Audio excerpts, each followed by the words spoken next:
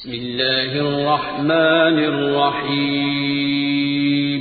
شروع اللہ کا نام لے کر جو بڑا مہربان نہایت رحم والا ہے۔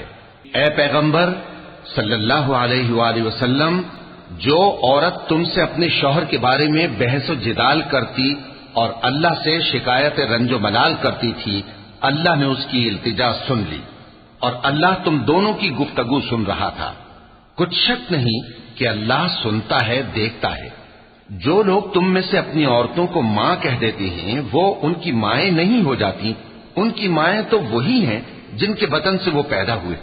بے شک وہ نامعقول اور جھوٹی بات کہتے ہیں، اور اللہ بڑا معاف کرنے والا ہے، بخشنے والا ہے۔ اور جو لوگ اپنی بیویوں کو ماں کہہ بیٹھیں پھر اپنے قول سے رجوع کر لیں تو ان کو قربت سے پہلے ایک غلام آزاد کرنا ضرور ہے۔ مومنو، اس حکم سے تم کو نصیحت کی جاتی ہے اور جو کچھ تم کرتے ہو اللہ اس سے خبردار ہے۔ اب جس کو غلام نہ ملے وہ قربت سے پہلے لگاتار 2 مہینے کے روزے رکھے، پھر جس کو اس کا بھی مقدور نہ ہو اسے 60 محتاجوں کو کھانا کھلانا چاہیے۔ یہ حکم اس لیے ہے کہ تم اللہ اور اس کے رسول صلی اللہ علیہ وآلہ وسلم کے فرما بردار ہو جاؤ، اور یہ اللہ کی حدیں ہیں اور نہ ماننے والوں کے لیے درد دینے والا عذاب ہے۔ جو لوگ اللہ اور اس کے رسول کی مخالفت کرتے ہیں وہ اسی طرح ذلیل کیے جائیں گے جس طرح ان سے پہلے لوگ ذلیل کیے گئے تھے، اور ہم نے صاف صاف آیتیں نازل کر دی ہیں، اور جو نہیں مانتے ان کو ذلت کا عذاب ہوگا۔ جس دن اللہ ان سب کو جلا اٹھائے گا تو جو کام وہ کرتے رہے ان کو جتائے گا۔ اللہ نے وہ سب کام لکھوا رکھے ہیں اور یہ ان کو بھول گئے ہیں، اور اللہ ہر چیز سے واقف ہے۔ کیا تم کو معلوم نہیں کہ جو کچھ آسمانوں میں ہے اور جو کچھ زمین میں ہے اللہ کو سب معلوم ہے؟ کسی جگہ 3 شخصوں کی سرگوشی ہوتی ہے تو اللہ ان میں چوتھا ہوتا ہے، اور جہاں 5 آدمیوں کی سرگوشی ہو تو وہ ان میں چھٹا ہوتا ہے، اور نہ اس سے کم یا زیادہ مگر وہ ان کے ساتھ ہوتا ہے، خواہ وہ کہیں ہو۔ پھر جو جو کام یہ کرتے رہے ہیں قیامت کے دن اللہ سب ان کو بتائے گا۔ بے شک اللہ ہر چیز سے واقف ہے۔ اے پیغمبر صلی اللہ علیہ وآلہ وسلم، کیا تم نے ان لوگوں کو نہیں دیکھا جن کو سرگوشیاں کرنے سے منع کیا گیا تھا، پھر جس کام سے منع کیا گیا تھا وہی پھر کرنے لگے؟ اور یہ تو گناہ اور ظلم اور پیغمبر صلی اللہ علیہ وآلہ وسلم کی نافرمانی کی سرگوشیاں کرتے ہیں، اور جب تمہارے پاس آتے ہیں تو اللہ تعالیٰ کے بتائے ہوئے الفاظ کے بجائے دوسرے الفاظ میں تمہیں دعا دیتے ہیں، اور اپنے دل میں کہتے ہیں کہ اگر یہ واقعی پیغمبر ہیں تو جو کچھ ہم کہتے ہیں اللہ ہمیں اس کی سزا کیوں نہیں دیتا؟ اے پیغمبر صلی اللہ علیہ وآلہ وسلم، ان کو دوزخ ہی کی سزا کافی ہے، یہ اسی میں داخل ہوں گے اور وہ بری جگہ ہے۔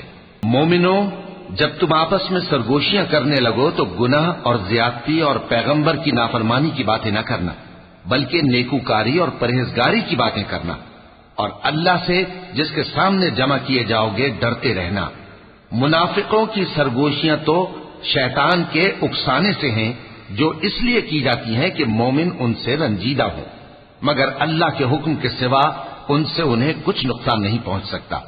تو مومنوں کو چاہیے کہ اللہ ہی پر بھروسہ رکھیں۔ مومنوں، جب تم سے کہا جائے کہ مجلس میں کھل کر بیٹھو تو کھل کر بیٹھا کرو، اللہ تم کو کشادگی بخشے گا، اور جب کہا جائے کہ اٹھ کھڑے ہو تو اٹھ کھڑے ہوا کرو۔ جو لوگ تم میں سے ایمان لائے ہیں اور جن کو علم عطا کیا گیا ہے اللہ ان کے درجے بلند کرے گا، اور اللہ تمہارے سب کاموں سے واقف ہے۔ مومنوں، جب تم پیغمبر کے کان میں کوئی بات کہو تو بات کہنے سے پہلے مساکین کو کچھ خیرات کر دیا کرو، یہ تمہارے لیے بہت بہتر اور پاکیزگی کی بات ہے، اور اگر خیرات تم کو میسر نہ آئے تو اللہ بخشنے والا مہربان ہے۔ کیا تم اس سے کہ پیغمبر کے کان میں کوئی بات کہنے سے پہلے خیرات کرو ڈر گئے؟ پھر جب تم نے ایسا نہ کیا اور اللہ نے تمہیں معاف کر دیا تو نماز قائم کرتے رہو اور زکوٰۃ دیتے رہو، اور اللہ اور اس کے رسول صلی اللہ علیہ وآلہ وسلم کی فرما برداری کرتے رہو، اور جو کچھ تم کرتے ہو اللہ اس سے خبردار ہے۔ بھلا تم نے ان لوگوں کو نہیں دیکھا جو ایسے لوگوں سے دوستی کرتے ہیں جن پر اللہ کا غضب ہوا؟ وہ نہ تم میں ہیں نہ ان میں، اور جان بوجھ کر جھوٹی باتوں پر قسمیں کھاتے ہیں۔ اللہ نے ان کے لیے سخت عذاب تیار کر رکھا ہے۔ یہ جو کچھ کرتے ہیں یقیناً برا ہے۔ انہوں نے اپنی قسموں کو ڈھال بنا لیا ہے اور لوگوں کو اللہ کے رستے سے روک دیا ہے، سو ان کے لیے ذلت کا عذاب ہے۔ اللہ کے عذاب کے سامنے نہ تو ان کا مال ہی کچھ کام آئے گا اور نہ اولاد ہی کچھ فائدہ دے گی۔ یہ لوگ اہل دوزخ ہیں، اس میں ہمیشہ جلتے رہیں گے۔ جس دن اللہ ان سب کو جلا اٹھائے گا تو جس طرح تمہارے سامنے قسمیں کھاتے ہیں اسی طرح اس کے سامنے بھی قسمیں کھائیں گے اور خیال کریں گے کہ ایسا کرنے سے کام چل جائے گا۔ سنو، یہی تو ہیں جھوٹے۔ شیطان نے ان کو قابو میں کر لیا ہے اور اللہ کی یاد ان کو بھلا دی ہے۔ یہ لوگ شیطان کا ٹولہ ہے، اور سن رکھو کہ شیطان کا ٹولہ ہی نقصان اٹھانے والا ہے۔ جو لوگ اللہ اور اس کے رسول صلی اللہ علیہ وآلہ وسلم کی مخالفت کرتے ہیں وہ نہایت ذلیل ہوں گے۔ اللہ نے یہ بات لکھ دی ہے کہ میں اور میرے پیغمبر ضرور غالب رہیں گے۔ بے شک اللہ زور آور ہے، صاحب اقتدار ہے۔ جو لوگ اللہ پر اور روز قیامت پر ایمان رکھتے ہیں تم ان کو اللہ اور اس کے رسول صلی اللہ علیہ وآلہ وسلم کے دشمنوں سے دوستی کرتے ہوئے نہ دیکھو گے، خواہ وہ ان کے باپ یا بیٹے یا بھائی یا خاندان ہی کے لوگ ہوں۔ یہ وہ لوگ ہیں جن کے دلوں میں اللہ نے ایمان کو نقش کر دیا ہے اور اپنے فیض سے ان کی مدد کی ہے، اور وہ ان کو بہشتوں میں جن کے نیچے نہریں بہ رہی ہیں داخل کرے گا، جن میں وہ ہمیشہ رہیں گے۔ اللہ ان سے خوش اور وہ اللہ سے خوش۔ یہی لوگ اللہ کی جماعت والے ہیں۔ سن رکھو کہ اللہ کی جماعت والے ہی کامیاب ہوں گے۔ صدق اللہ العظیم۔